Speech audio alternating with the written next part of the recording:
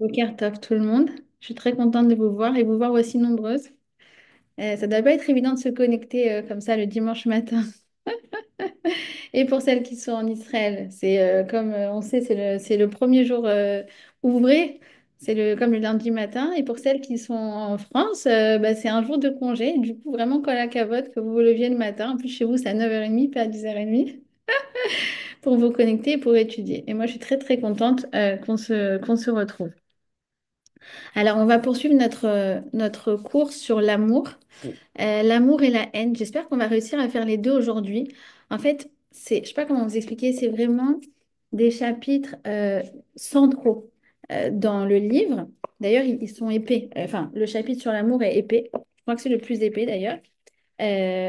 Et c'est évidemment des sujets centraux dans nos vies. D'accord? Donc, j'ai pas envie de faire l'impasse sur des idées ou d'aller trop trop vite. Mais bon, c'est vrai que j'essaye d'être synthétique. Donc, on va voir. Je vais essayer de terminer l'amour et de même faire la sina, la haine aujourd'hui. Mais voilà, je sais pas encore ce que ça va donner en termes de timing. Alors, on va partager, euh, voilà, ça. Donc, voilà. Shara Ahava, l'amour, et Shara Sina, ce que j'espère faire aujourd'hui. Alors, en fait, il distingue 12 formes d'amour. La dernière fois, on n'en a vu qu'une. On avait eu deux. On avait vu l'amour de soi-même et puis l'amour conjugal. Euh, alors, en fait, il va distinguer d'abord 6 premières formes d'amour. C'est l'amour des individus. D'accord? Donc, on avait vu l'amour de soi-même, l'amour du conjoint, je vais en reparler. L'amour de nos enfants, d'accord? Ça va être aujourd'hui. L'amour de nos parents. Oh, pardon pour la faute, il manque un S, excusez-moi. Donc, l'amour parental. L'amour de nos frères et sœurs, l'amour fraternel. Et l'amour du clan d'Israël. Vous voyez, ça s'étend en fait. De soi-même, le conjoint, les enfants, les parents, les frères et sœurs, tout le clan d'Israël. D'accord? C'est comme si vous voulez, on partait du centre et puis en fait, on étendait j'ai envie de dire, le diamètre autour de nous, le rayon, plutôt le rayon, jusqu'à l'étendre jusqu'au clan d'Israël. Ensuite, il parle de l'amour dans sa forme plus abstraite, comme on dit par exemple, j'aime. J'aime mon mari et j'aime le poisson. Vous voyez ce que je veux dire? C'est deux. On utilise le même mot pour en fait deux choses qui sont assez distinctes. Alors, le premier, c'est tout ce qui est relationnel, d'accord? Donc, c'est l'amour des individus. Et les 6 formes d'après, c'est les formes plus abstraites, comme l'amour du kavod. J'aime qu'on je vais voir, vous allez voir ce que ça veut dire. C'est l'amour enfin, c'est le fait d'apprécier, le fait d'être apprécié. Voilà, justement. L'amour de la nourriture, il en parle. Donc, c'est très bien pour les Tunisiennes du groupe. La place de l'amour de la nourriture, vous allez voir, c'est très intéressant. L'amour de la matérialité, très intéressant aussi. L'amour pour une passion. J'aime le foot, j'aime la guitare, j'aime le hockey sur glace, voilà. J'aime tout ça, ça c'est... Donc l'amour pour une passion, pour un hobby, l'amour de la vie et l'amour d'Hachem. D'accord? Vous voyez, c'est un programme qui est très chargé. D'accord? Voilà. Bon, voilà, on va essayer de faire ça aujourd'hui. Blinéder, comme on dit, Blinéder. Donc, la semaine dernière, enfin, avant les vacances, dernier cours, on avait parlé de l'amour de soi-même. Et en fait, je ne sais pas si vous avez remarqué, mais on a passé quasiment le cours entier dessus. Parce qu'en fait, l'amour de soi-même, l'amour de soi, c'est la base. Et on avait dit que l'amour, par définition, était toujours inconditionnel. D'accord? Alors, l'amour de soi-même doit, comme toutes les formes d'amour, doit être inconditionnel. D'accord? D'ailleurs, on parle en français d'amour propre. Je trouve que c'est une très bonne traduction parce que je trouve que l'amour vis-à-vis de soi doit être propre. D'accord? Sans aucun entachement. L'amour propre, par définition, il doit être propre. Ça veut dire quoi qu'il doit être propre? Eh bien, qu'il ne doit pas être conditionnel. Alors, pour comprendre ce que ça veut dire, en fait, on peut voir à l'envers. C'est quoi s'aimer de manière conditionnelle? Ben, quand on s'aime de manière conditionnelle, très souvent, ça se traduit par le fait qu'on ne tolère pas nos propres erreurs. En mode, bon, si je réussis, tant mieux. Et si je ne réussis pas, je me fustige. Je m'en veux pour un oui ou pour un non. Quand je fais quelque chose, je me reproche de ne pas faire le contraire. Pas si ça vous arrive aussi, mais par exemple, voilà, dans le relationnel avec les enfants, je m'en veux, je suis pas assez sévère avec eux, je suis pas assez sévère avec mes enfants. Et après, je m'énerve. Mais pourquoi je m'énerve contre eux? Je m'en veux de m'être mise en colère. Donc, quoi que je fasse, en fait, je m'en sors pas. C'est ça, en fait, d'avoir un amour qui n'est pas propre, en fait, qui est entaché. Même dans le spirituel, je me lève. Moi, quand je me lève, je prends mon café. J'arrive pas à commencer quoi que ce soit avant le café. Et prends mon café, je m'en vais. Je me dis, pourquoi tu fais pas la tefila? Après, je commence à faire ma tefila. Et je me dis, ah, tu crois que ta tefila, elle compte pour quelque chose? Tu crois vraiment que ça sert à quelque chose? Et tu mâches les mots. Voilà, sans vouloir pour un oui, pour un non, je pense qu'on est toutes plus ou moins, on peut avoir une voix euh, très intense, cette voix un peu, voilà, qui nous fait des reproches incessants.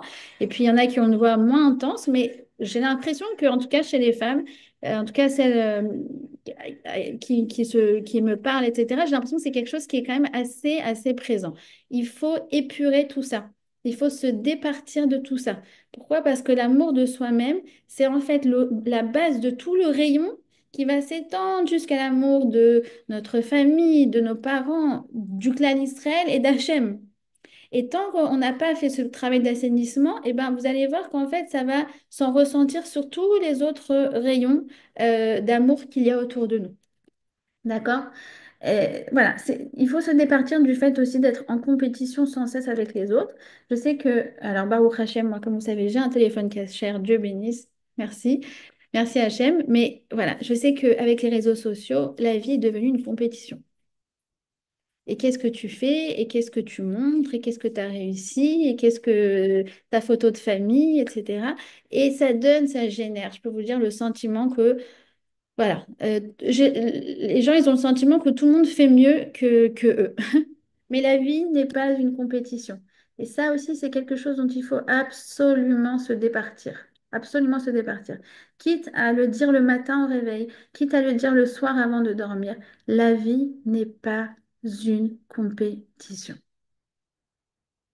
D'accord? Se départir de ça. Donc ça, c'est la base. C'est la base. C'est vraiment la base. Ensuite, donc, il est temps, on a vu l'amour conjugal.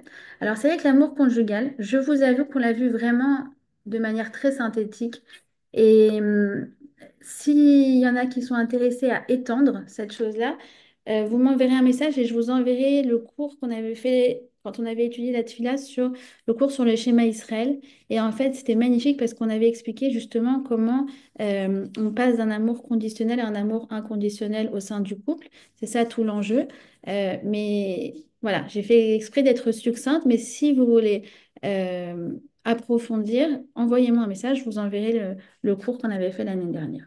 Ensuite, la troisième forme d'amour, c'est l'amour de nos enfants. Alors en fait, on l'avait vu aussi la dernière fois parce on avait expliqué que l'amour qu'on avait vis-à-vis de soi-même était conditionné par le creuset éducatif dans lequel on avait grandi.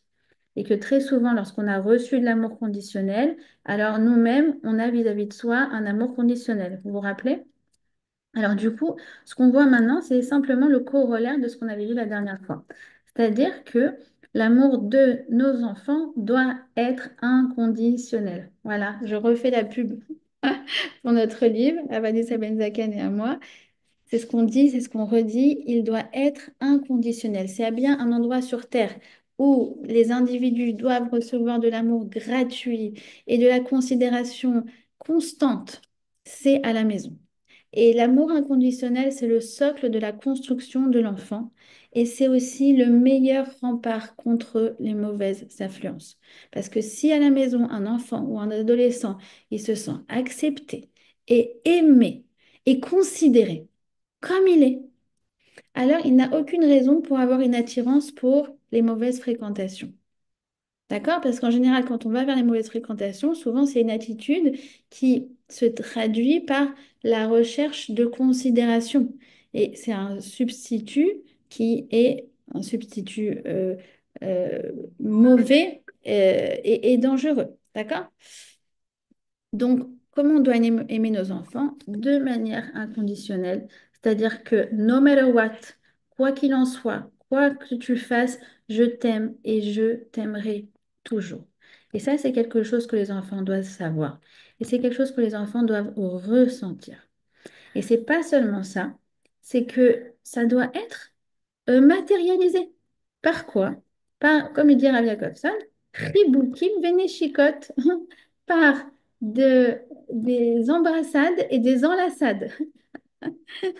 D'accord? Ça veut dire que la base, on a expliqué que la base de la construction d'une personne, c'est un foyer chaleureux et aimant. Mais ce qu'on explique aussi, c'est que pour pouvoir générer cette sensation, on doit prodiguer de manière régulière et sans condition. Pas tu as été gentil, viens, je te fais un bisou. Non, comme ça, juste parce que tu es là et que tu es trop mignon, tu es trop mignonne et que je t'aime. Des démonstrations concrètes, tactiles d'affection et d'amour. D'accord? Et quand un enfant se comporte pas bien, alors oui, c'est pas le moment de lui faire des bisous parce que ça l'embrouillerait, on est bien d'accord. Mais comment on va faire traduire le message par en lui disant ah, bah, c'est dommage, ça te correspond pas à cette chose-là.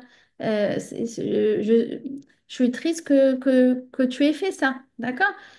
Mais voilà, lui dire que quoi qu'il en soit, ça- il faut qu'il ressente que quoi qu'il en soit, l'amour n'a pas été changé d'un iota du fait qu'il a mal agi.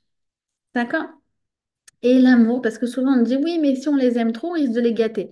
Alors, c'est pareil. Rav Jacobson, il fait une distinction très très claire entre l'amour et la gâterie. La gâterie, c'est quoi? C'est d'acheter le confort de mon enfant, enfin le confort avec mon enfant. Ah, oh, tu fais une crise, alors vite, vite, je vais t'acheter le chocolat.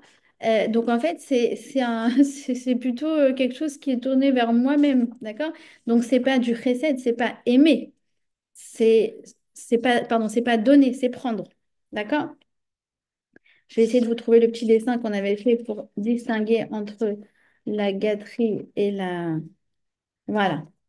Voilà, je vous le montre. Vous voyez là? Donc, là, la gâterie, c'est quoi? C'est d'accord, arrête de pleurer, je vais acheter tes baskets. D'accord? Ça, c'est oui. Là, pour le coup, c'est de la gâterie. Et l'amour, c'est un don qui se donne sans rien en retour. Voilà, on a mis un petit dessin comme ça qui est quand j'ai vu ça dans le magasin, ça m'a fait penser à toi. Je me suis dit que ce petit cadeau te ferait plaisir. Vous voyez qu'entre le premier dessin et le deuxième dessin, il n'y a rien à voir. Le premier, c'est prendre, acheter son confort en fait. Le deuxième, c'est donner de manière inconditionnelle, juste pour le plaisir de faire plaisir. D'accord? Donc voilà, ça c'est. Et puis je vous donne des devoirs, celles qui ont des enfants à la maison. Allez-y, rajoutez des gestes d'amour, des câlins, même des petites mains sur l'épaule, un petit bisou, une petite caresse. Sentir vraiment nos enfants à quel point ils en ont besoin. Et une des choses que elle explique, Vanessa Benzaken, c'est que il y a quelque chose de très, très, euh, très productif, on va dire, à aller leur faire des bisous quand ils dorment. D'abord parce que quand ils sont mignons, ils dorment. Pardon, quand ils dorment, ils sont très mignons. Il n'y a pas d'animosité par définition. Et parce qu'en fait, ça rentre directement, ça pénètre directement dans le nefesh, sans passer par aucune case. Ça va directement. Et vous remarquerez quelque chose d'incroyable, c'est que quand on fait un bisou à un enfant qui dort, vous ferez le test. Il est comme ça, il dort. Puis on fait le bisou, il fait. C'est incroyable. Incroyable. D'accord?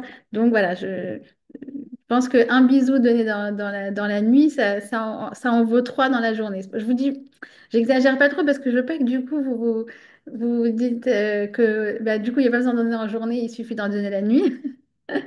Mais ça rajoute encore. Voilà, vraiment ça rajoute et ça rajoute et ça rajoute. Voilà. Et moi, voilà, j'essaye systématiquement tous les soirs, mais bon, en ce moment, c'est pas trop ça, mais j'essaye systématiquement de faire le tour et à chacun de lui donner son petit bisou de la nuit. Et j'adore cette réaction de qu'ils aient 2 ans ou qu'ils aient 14 ans. Vous verrez. Voilà. L'amour de nos parents. Alors évidemment, vous savez qu'on a une mitzvah fondamentale puisqu'elle fait partie des Aseret, Adiborot, des 10 commandements. C'est le Kibbudorim, c'est le respect des parents. Alors en fait, le respect des parents, Il est basé sur d'abord la considération. En fait, c'est la meilleure traduction de Kibbudorim. C'est pas un respect des parents, c'est leur donner de la considération. Le fait que quand ils arrivent dans une pièce, on se lève. Le fait qu'on ne contredise pas nos parents. Je sais que c'est difficile. Et moi, la première. Surtout quand des fois ils disent des choses et c'est pas vrai. Et on doit se taire. C'est pas facile comme exercice. Même, c'est vrai, même quand ce qu'ils disent c'est faux, on doit se taire. Et si par exemple ils disent une halakha qui n'est pas juste, alors quand on ramène nos propos, il faut le faire de manière avec la considération justement. Ah, c'est marrant que tu dis ça, maman ou papa, parce que tu vois, dans le livre de halakha, il y a écrit différemment. Voilà, donc c'est comme ça en fait. Je sais que c'est difficile. Et cet amour, alors cette considération, d'abord c'est de la considération. Deuxièmement, nos sages nous disent qu'il n'y a pas que la considération, mais il y a aussi les démonstrations d'affection. Par exemple, organiser un anniversaire surprise à ses parents, organiser une petite surprise, les appeler, leur dire qu'on les aime. Tout ça, ça fait partie du kibbudorim. Vous voyez, comme dans la Avodat Hashem, il y a la ira et la ahava, ça veut dire la crainte et l'amour. Alors, dans la relation avec les parents, il y a aussi ces deux dimensions. Ils, ils viennent, je me lève. Évidemment, on ne les appelle pas par leur prénom, évidemment. Euh, euh, je ne les contredis pas. Donc ça fait partie de l'Aïra. Puis après, il y a toute la composante à Hava. C'est voilà, leur donner de la considération, euh, leur donner de l'affection, envoyer je sais pas, une corbeille pour Shabbat. Où je m'entends dire ça, mais j'ai encore beaucoup à progresser dans ce domaine. Je sais pas s'il y a ma mère qui est en ligne. Non, elle n'est pas là aujourd'hui. Tant mieux, sinon elle m'aurait dit, ah, tu vois, j'ai entendu tout ce que tu as dit. Il faut que tu le fasses aussi. Euh, voilà.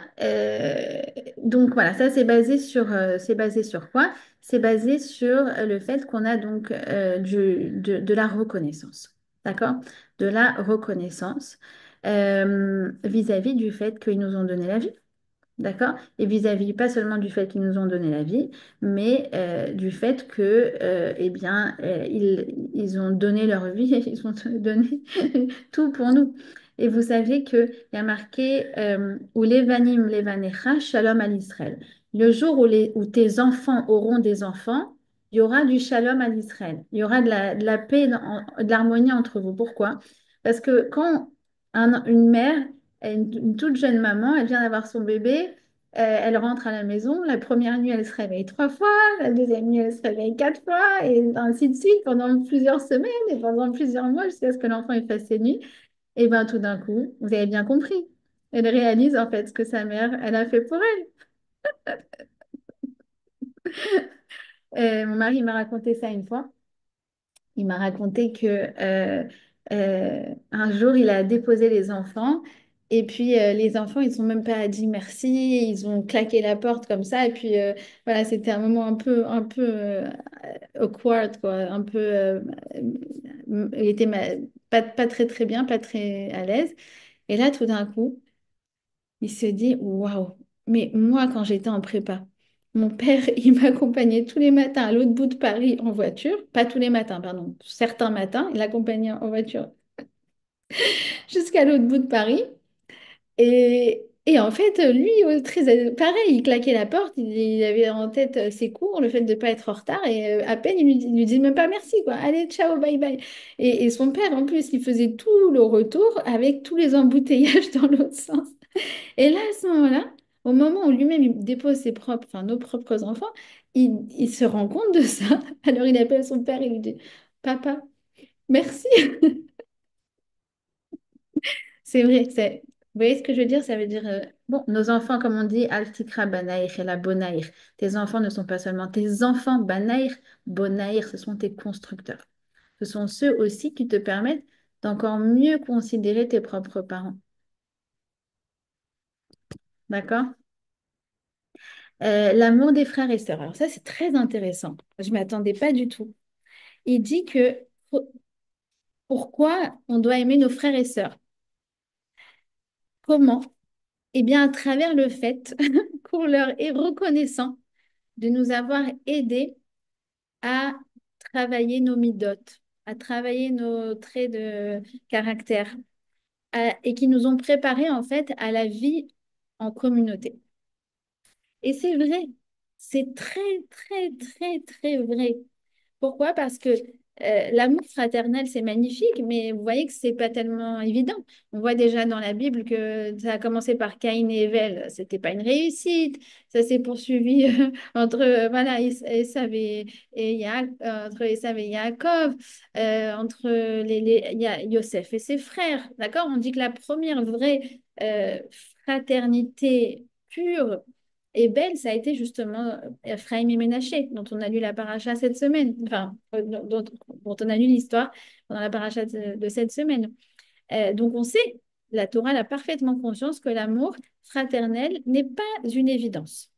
Alors, c'est incroyable. Il dit, écoute, prends en considération que toutes les disputes avec ta sœur, avec ton frère, pour qui sont dans la salle de bain, ils restent trop longtemps. Parce qu'elle t'a pris ta chemise que tu venais d'acheter et qu'elle te l'a salie, que tu n'arrives pas à faire partir la tâche, qu'elle te l'a prise en plus sans te la demander. Euh, que du fait qu'elle t'a mise en retard pour partir à l'école le matin. Enfin, voilà, tout ce qu'on connaît en fait au sein d'une famille. Que le grand frère, il embêtait la petite sœur. Que la petite sœur, elle était la gâtée pourrie, que du coup, elle avait toute l'attention autour d'elle. Enfin, voilà, c'est ça, c'est la vraie vie. C'est des histoires de frères et sœurs. Alors finalement, ça fait que, évidemment, que c'est pas un amour naturel qui vient de soi, d'accord? En tout cas, pas pour toutes les fratries, évidemment. Mais il y a quelque chose qui n'en demeure pas moins, c'est que nos frères et sœurs nous ont préparés à vivre en commun, d'accord? À la vie en commun.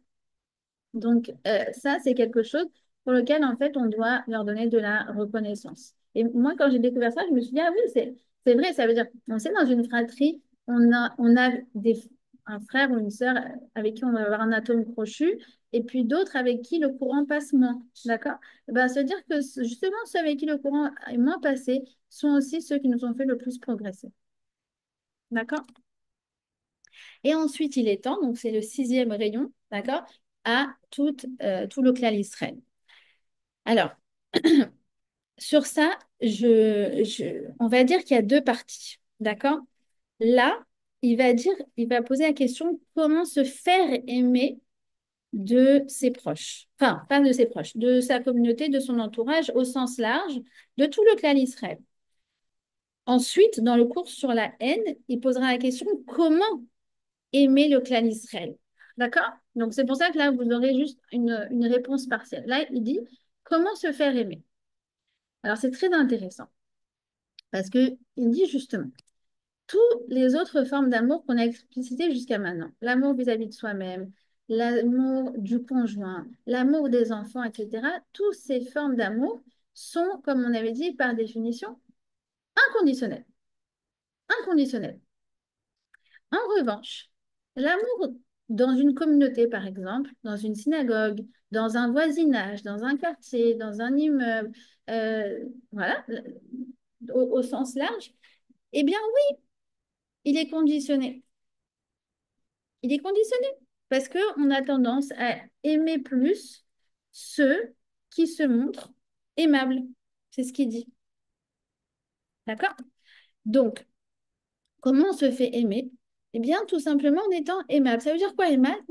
Honnête, généreux, parler sans s'énerver, sans crier, être droit, euh, éviter d'être, j'ai traduit ça par être lourd, ou d'être trop curieux, de poser trop de questions, de faire des histoires, ou de faire la morale. Non.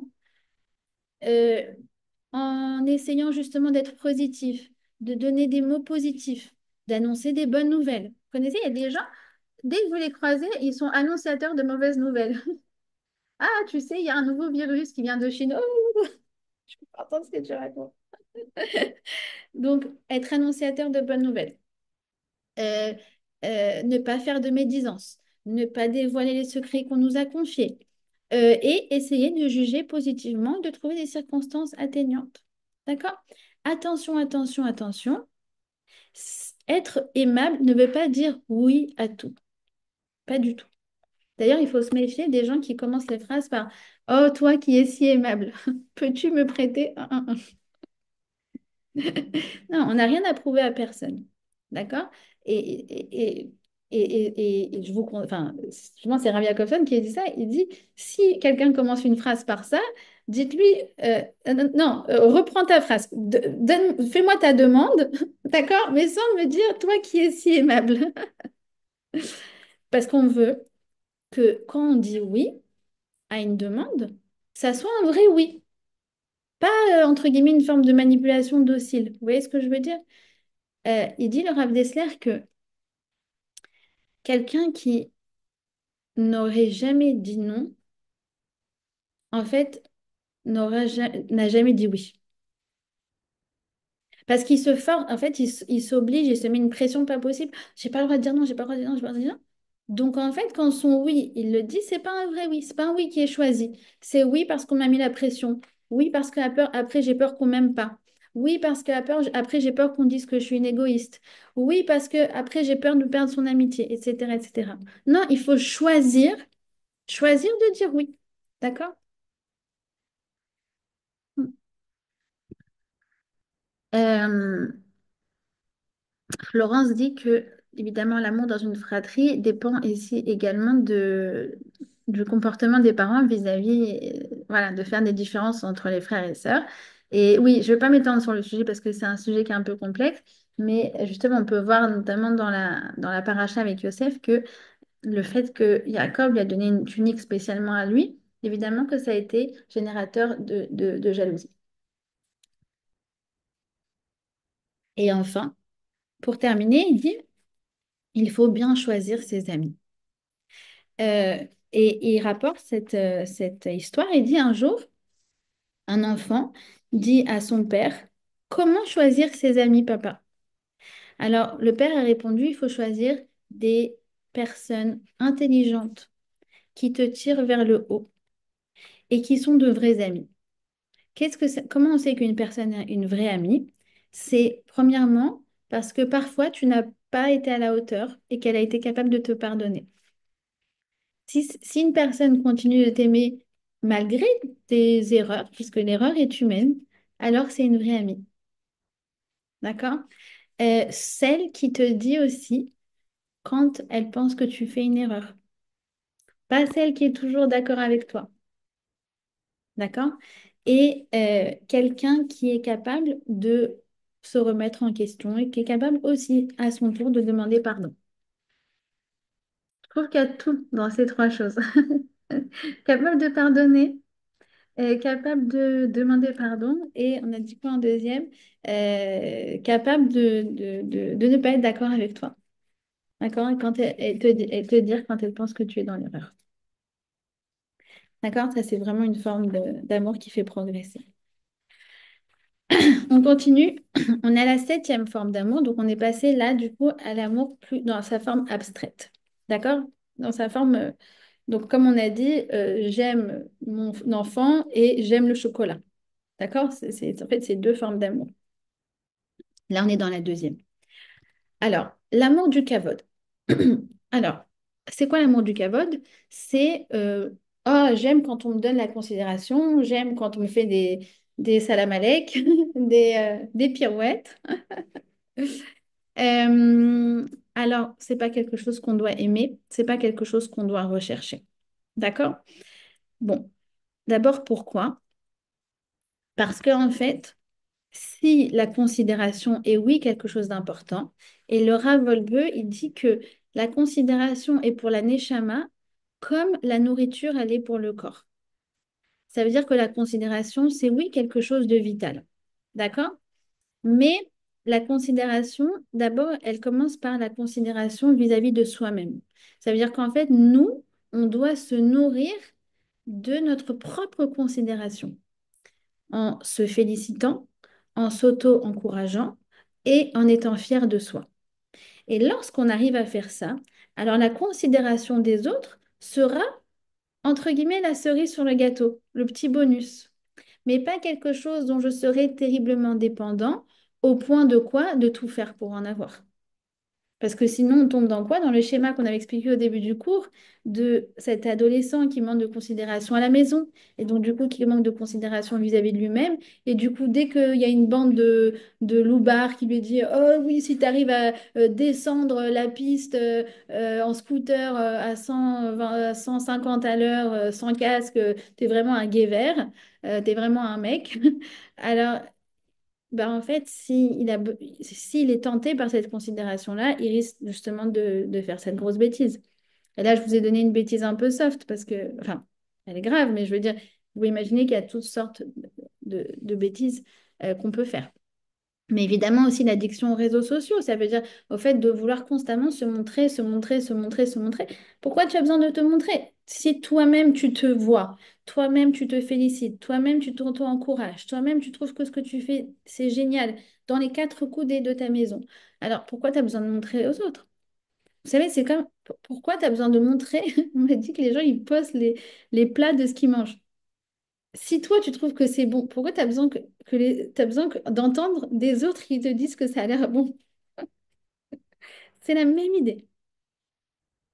D'accord? Vous comprenez? C'est cette même logique, en fait. Donc, qu'est-ce qu'on doit, oui, apprécier? Et ça, c'est ce qu'il dit Rav Jacobson. Il dit que ce qu'on doit apprécier et rechercher, c'est le ishour. Alors, c'est quoi le ishour? Le ishour, c'est le sentiment qu'on a validé quelque chose que j'ai fait. D'accord? D'ailleurs, ishour, c'est les mêmes lettres que Osher, le bonheur. Pourquoi? Parce que quand j'ai été remerciée, par exemple, j'ai reçu un invité et cette personne-là me dit, ah, j'ai vraiment kiffé être chez toi, ça m'a fait du bien, je me suis sentie en famille, par exemple. Ça, c'est du ishour. Et ça nourrit. Et ça donne du Osher, du bonheur. Pourquoi? Parce qu'en fait, je découvre quelque chose de formidable qui s'appelle le plaisir de faire plaisir. Quand je reçois un e-show de la part de quelqu'un qui me témoigne que j'ai bien agi envers lui, ça me rend méouchérette, heureuse. Et si Hachem a mis ça en nous, c'est que cette recherche du e-show, c'est parce qu'en fait, il dit Rav Jacobson, c'est toute la base des mitzvot ben Adam lachavero, des mitzvot vis-à-vis de son proche, de son prochain. Par exemple, j'ai aidé une amie. J'ai choisi de dire oui. J'ai choisi de dire oui. Elle m'a appelé un vendredi matin à 11 heures et elle me dit, voilà, Shabbat, ça va rentrer très tôt et je suis dehors avec mon canapé. Le déménageur m'a laissé tomber. Je ne sais pas quoi faire. Est-ce que tu peux venir me donner un coup de main? Je choisis de dire oui. Je fonce, j'arrive. On met le canapé, on se tord le dos, on se truc, on le rentre, on arrive à le rentrer dans la voiture, le coffre est ouvert, c'est pas grave. On fait les 900 mètres pour arriver jusqu'à chez elle, ceci, cela, etc. Et quand on arrive à la maison, elle me dit, merci, je sais pas comment j'aurais fait sans toi. Ça fait plaisir. Ça fait plaisir.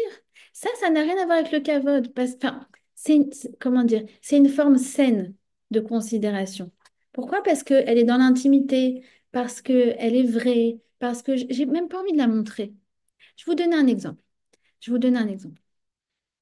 Imaginons que vous arrivez à faire un shidour. D'accord? Vous présentez la fille ou la sœur d'une amie avec le cousin d'une autre amie. Bon, et puis rencontre après rencontre, ça donne, ça accroche jusqu'à ce qu'il ferme le chido. Waouh! Euh, et le fait que voilà, enfin, il vous remercie pour ça. Vous êtes la plus heureuse du monde. Mais est-ce que vous avez besoin qu'il dise sous la choupa, genre j'attends que le rabbin il dise oui, c'est grâce à elle qui est dans l'assistance, que c'est grâce à elle qu'ils se sont rencontrés. Non, j'ai pas du tout envie de ça. Ça viendrait presque gâcher, vous voyez ce que je veux dire, le fait que j'ai eu le plaisir d'être l'émissaire qui les a fait, qui a organisé ce mariage. Vous comprenez ou pas?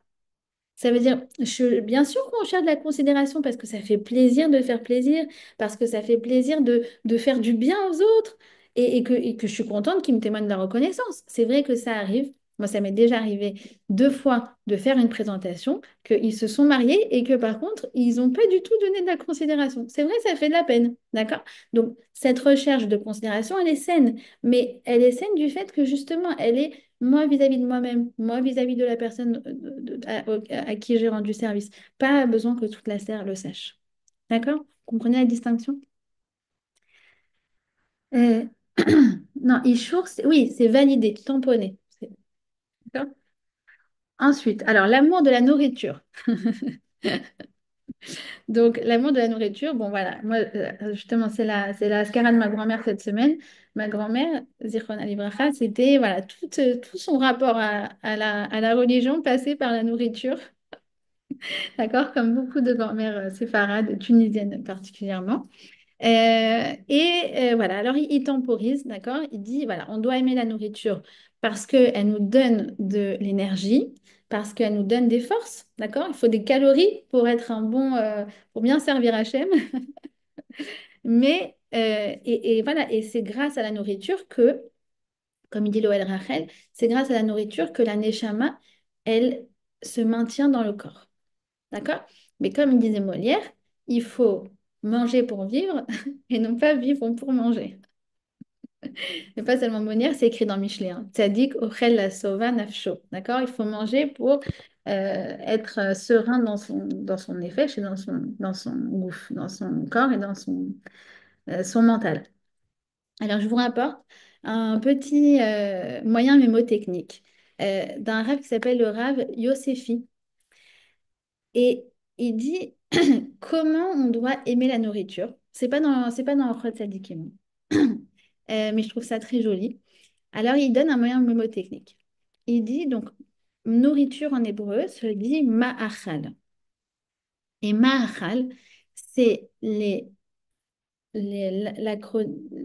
Raché Tevot, je ne sais plus comment dire en français, l'acronyme de ma'achal. Ma, er, kama, velama. Quoi? Euh, euh, R, c'est comment, combien et pourquoi. D'accord? Alors quoi? Qu'est-ce qu'on mange? Eh bien, on mange de la nourriture cachère et de la nourriture saine, d'accord? Qu'elle soit bonne pour la santé et nourrissante. D'accord? Ça, c'est le ma. Ensuite, comment? Comment est-ce qu'on prend nos repas? Est-ce qu'on court ou est-ce qu'on prend le temps d'être assis, détendu, voilà, de se poser, d'apprécier et de manger sereinement. C'est très important dans la Torah. Vous savez qu'on n'a pas le droit de manger, par exemple, en marchant. D'accord? Euh, et c'est vrai que quand après on voit les gens, par exemple, qui mangent en marchant, qui mangent un falafel ou qui mangent un sandwich, en fait, ça interpelle, quoi. On a envie de lui dire, prends 2 minutes, assieds-toi, mange, mange mon fils, mange. Ou même, je me rappelle quand j'habitais en France, il y avait des gens qui mangeaient dans le métro. Non, justement, c'est pas correct vis-à-vis de soi. On a commencé le cours en parlant de la considération vis-à-vis de soi-même. Voilà. Après, ça peut arriver, on est vraiment très pressé entre deux rendez-vous. On se dit, ouh, si je ne vais pas manger, je vais m'évanouir ou quoi. Mais il faut vraiment éviter de se retrouver dans cette situation-là. D'accord? Ensuite, kama, combien on mange? Alors, bah, khalta vesavata. Tu dois manger et être rassasié. D'accord? Manger à satiété, mais pas au-delà. Pour ne pas faire en sorte que la nourriture, ça soit voilà, trop une addiction. Et à l'inverse, il ne faut pas faire de régime trop strict, parce que comme je vous l'ai dit, on a besoin de glucides pour servir à chaîne. D'accord? Souvenez-vous de cette phrase, phrase de Tunisienne. Et dernière chose, lama. Pourquoi on mange? Eh bien, on mange pour donner des forces à notre corps, les forces nécessaires pour accomplir des bonnes choses. D'accord? Donc ça, c'est la manière de être Mekadesh, de sanctifier la nourriture. D'accord? Euh, voilà. Ensuite, l'amour de la matérialité. Alors ça, c'est magnifique. Il dit, on ne doit pas aimer les biens matériels de manière générale, comme il y a écrit et dit Shlomo Ameler, euh, Ohev kesef lo isba kesef. Ça veut dire celui qui aime l'argent, il sera jamais rassasié d'argent. Non, il ne faut pas aimer les biens matériels de manière générale, mais il faut aimer ces biens matériels. Ça veut dire ce qu'on possède. Pourquoi? Parce que ce que Hachem nous a donné, c'est qu'en fait, il nous les a mis à notre disposition pour le servir. D'accord? C'est pour ça que vous vous rappelez dans la paracha de euh, Vaïshlach, alors vous vous rappelez que Yaakov, alors qu'il a passé le Jourdain, qu'il s'apprête à rencontrer son frère Esav, qu'il est dans une certaine forme de danger, etc., eh bien, il prend le risque de retraverser le Jourdain pour aller chercher des kadim, des cruches. Euh, et nos sages s'étonnent. Et il dit, et Rachid dit, bon, je vous le paraphrase directement, mais en fait, il dit que justement, ces cruches, elles ont de l'importance parce que si Dieu lui a mis à sa disposition, c'est que forcément, elles ont une utilité. D'accord? C'est pas le mot de Rachid, hein, on va dire, mais on va dire que dans l'idée, c'est ce qu'il veut dire Rachid. D'accord? Donc, d'où l'interdit de gâcher. Donc, si on a des choses, eh bien, c'est que forcément, Dieu veut qu'on en fasse quelque chose. Et si vraiment on n'en ne voit plus l'utilité, alors on peut encore faire une dernière chose. C'est quoi? Bah, c'est donner à ceux qui en ont besoin. D'accord? Ça, c'est le système merveilleux qu'il y a en Israël, le système de Gomar. Vous savez, en fait, les GMAR, c'est des associations qui récupèrent une certaine marchandise, une certaine denrée, et qui après les donnent à leur tour. Alors, les GMAR les plus connus, euh, c'est ceux de vêtements. Mm. Tiens, cet habit, je l'ai dans mon armoire, mais c'est vrai que ça fait des années, je ne le mets plus vraiment. Alors, il me reste une dernière chose à faire avec, c'est faire du chesed avec. D'accord? Donc, mais on donne, il y a beaucoup, et puis même en France, je me rappelais, moi je travaillais pour, enfin j'étais bénévole pour une association qui s'appelait Orhana, je ne sais pas si ça existe encore. Mais bon, il y a toutes sortes d'associations et on peut tout donner. Bon, en Israël, c'est vraiment magnifique, ça veut dire il y a des marim de tout, de tout, de tout. Tu peux donner des tétines de bébé, tu n'en as plus besoin, tu as un gmar de tétines. Et les gens, ils ont un annuaire de Gmachim. Ça veut dire, ma copine cherchait quelque chose. Moi, je n'ai pas cet annuaire, mais je l'ai appelé mon ami qui habite à Mnebrak. Et hop, j'avais besoin d'une certaine chose. Hop, et elle cherche dans l'annuaire de Gmachim. Peu importe ce que tu as besoin, il y aura toujours une association pour te le fournir. Et pourquoi c'est comme ça? Parce qu'entre-temps, il y a quelqu'un qui a pensé que, eh bien, elle pouvait encore faire un dernier chesed avec ce bien matériel qu'elle avait. Donc, toi, une utilité. D'accord? Ensuite, l'amour pour une activité, pour un hobby, pour une passion. Ça peut être par exemple le foot. Voilà, moi j'ai un papa qui est fan de matchs de foot, donc je sais ce que c'est la passion pour le foot. Alors, il dit comme ça le Chot Tzadikim, il n'y a aucun problème à aimer une passion, à avoir une passion, si ça, on sent que ça contribue à notre développement, à notre bien-être. D'accord? Mais c'est vrai que lorsque cet amour se développe pour des choses qui sont stables, qui sont futiles, d'accord? Alors, il faut prendre conscience que forcément, ça va se faire au détriment de choses qui sont plus essentielles. Pourquoi? Parce que forcément, notre dose d'énergie émotionnelle, elle est limitée. Donc, si on la dirige vers euh, le foot ou voilà, une passion qui nous prend beaucoup de temps et qui n'est pas forcément, on va dire, utile, eh bien, du coup, forcément, ça va être au détriment de choses plus essentielles. En gros, si on aime trop Messi, on aura moins d'engouement pour le vrai Messi. D'accord? Donc, il faut choisir d'orienter notre amour pour des choses qui sont positives, constructives, qui ajoutent du sens dans nos vies. Voilà, comme peut-être plus la musique, des choses comme ça. Après, chacun va avoir évidemment sa sensibilité.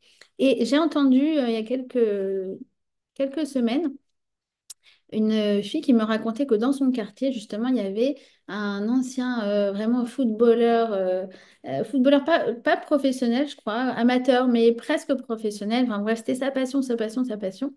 Et puis, en fait, il a fait tchouva et il s'est dit, bon, la place du foot dans ma vie, ça n'a plus vraiment sa place. Mais en même temps, je me dis que si Hachem a fait que dans mon parcours, j'ai développé cette passion, j'ai développé ce savoir-faire, c'est qu'il y a quelque chose à en faire.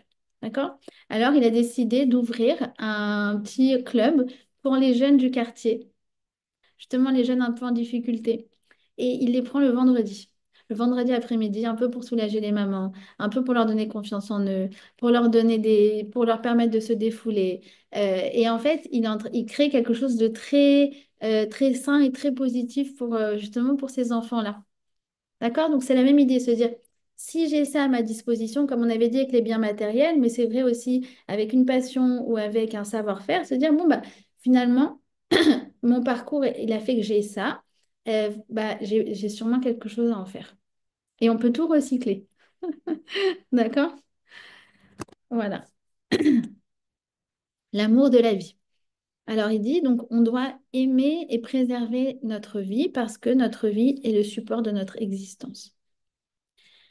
C'est-à-dire faire attention à sa santé, faire attention à ce qu'on mange, faire attention à sa sécurité, bien dormir, bien manger, tout ça. Mais sans que ça devienne une religion non plus. C'est genre, ça devient on va dire l'essence de mon existence, de manger bio, de faire du sport. Non, encore une fois, il faut distinguer quel est le moyen, quel est le but. D'accord? Le fait de préserver sa vie, c'est dans le but de mener une vie pleine d'existence. C'est pour ça qu'on doit mener une vie saine. Mais on ne doit pas inverser le but et le moyen. Ça veut dire que je ne dois pas consacrer mon existence à mener une vie saine. Vous avez compris? D'accord. Voilà. Alors, la dernière forme d'amour, euh, c'est l'amour d'Hachem. Alors, je ne vais pas m'étendre parce que c'est énorme comme sujet. Et en fait, ça, c'est beaucoup lié, comme je vous ai dit au début du cours, aussi à l'amour vis-à-vis dans le couple. Il y a vraiment une relation parallèle entre l'amour entre moi et Hachem et l'amour entre moi et mon conjoint. D'accord? Euh, et encore une fois, si vous voulez, je vous enverrai ce cours sur l'amour, sur le schéma Israël qu'on avait fait quand on avait étudié la Hamida, parce qu'en fait, tout ça, c'est lié. D'accord? Mais je vous le dis de manière synthétique, l'amour vis-à-vis d'Hachem, il se développe vis-à-vis le fait d'aimer ses mitzvot, aimer sa Torah, se sentir privilégié d'être un Oved Hachem, de le servir. Euh, Se sentir le plaisir de créer un lien avec le Ribono Shel Olam, la joie de réaliser sa volonté et réaliser la chance d'avoir le privilège de le servir et d'être à ce titre appelé Oved Hashem. D'accord? Et nous, les Juifs, on a de la chance parce que même dans les choses les plus concrètes de la vie, on peut tout transformer en mitzvah. Tout, absolument tout. Par exemple, le matin, quand on prend notre petit déjeuner, on prend, je sais pas, un petit pain au chocolat ou un boulot ou une tartine, voilà. Alors, on fait une mitzvah, ça s'appelle la mitzvah de pas shacharit, de manger du pain le matin. On a une mitzvah comme ça, de prendre son petit déjeuner. Et quand on prend le petit déjeuner, on peut se dire, waouh, je suis en train de faire une mitzvah. Donc, tu as transformé ton petit déjeuner en mitzvah. Quand on paye nos factures, je paye une facture. Et quand je la paye, tout le monde paye ses factures. Mais moi, quand je la paye, je dis waouh, je suis en train de faire la mitzvah de Vasitem Hatov Ve'ayashar Be'ene Hashem. Tu fais ce qui est juste aux yeux d'Hachem. Non, tu dis, mais j'ai juste payé ma facture d'électricité. Je veux dire, tout le monde le fait dans le monde. Sauf les Gazaouis. Mais voilà, tout le monde le fait. Parce qu'on paye pour eux quand même. En tout cas, voilà. Et ça, je l'ai transformé en mitzvah. On peut tout transformer en mitzvah. Euh, Comme on a dit d'aller rendre service, on le transforme en Ve'afta lireacha kamocha. Maintenant, je fais la mitzvah d'aimer mon prochain comme moi-même. De faire son lit le matin. C'est quoi le, En tout cas, la source. Moi, quand je fais mon lit le matin, je dis toujours Marbadi Mastala, Shesh Vergaman Levoucha. C'est dans le Chetrail. Elle fait son lit le matin. C'est ça qui a écrit. On peut tout transformer en mitzvah. Et ça, c'est comme ça qu'en fait, on fait pénétrer l'amour d'Hachem en nous. D'accord? Et enfin, le fait que Hachem nous a donné des mitzvot qui sont bonnes pour nous et qui, en vérité, nous aident à révéler le meilleur de nous-mêmes. Et enfin, ce qu'on a dit au début du cours, comme ça, on boucle la boucle, la conscience de combien il nous aime de manière inconditionnelle, permanente et éternelle. D'accord? Et ça, on- plus on va le faire vis-à-vis de nous-mêmes, vous avez bien compris, plus on va arriver à l'étendre vis-à-vis d'Hachem. C'est en fait des miroirs qui se reflètent, tout ça. Toutes ces formes d'amour, en fait, elles se nourrissent les unes des autres. Plus j'ai conscience que Hachem il m'aime, plus je me rends compte qu'en fait j'ai de la valeur, une valeur absolue qui ne dépend pas du quand dira-t-on, ou de si on me dit que je suis sympa ou pas sympa, ou de si on me like ou on me like pas. Une valeur absolue. Plus j'ai conscience de ça, plus je développe l'amour vis-à-vis de moi-même. Plus je développe l'amour vis-à-vis de moi-même, plus je me rends compte en fait à quel point Hachem il m'aime. Plus j'arrive à développer l'amour inconditionnel vis-à-vis de mon conjoint, de mes enfants. Toutes ces formes d'amour, en fait, elles se nourrissent elles-mêmes. C'est pour ça qu'au début du cours, je vous ai dit, il faut absolument euh, se, se assainir, en fait, tout ce qu'on avait dit, l'amour propre, le rendre propre. D'accord? Et prendre conscience de tout ce que, comment dire, que Hachem, il a créé un beau monde pour nous. Bijvili Nivra Olam. Euh, et, et aussi, on peut prier pour aimer Hachem, pour encore plus ressentir l'amour d'Hachem. C'est ce qu'on dit dans la Tfila. Veten Beli Benu. Veten Beli Benu. Comment c'est? Etan? Pardon. Veten Beli Benu. C'est quoi la suite dans la Tfila?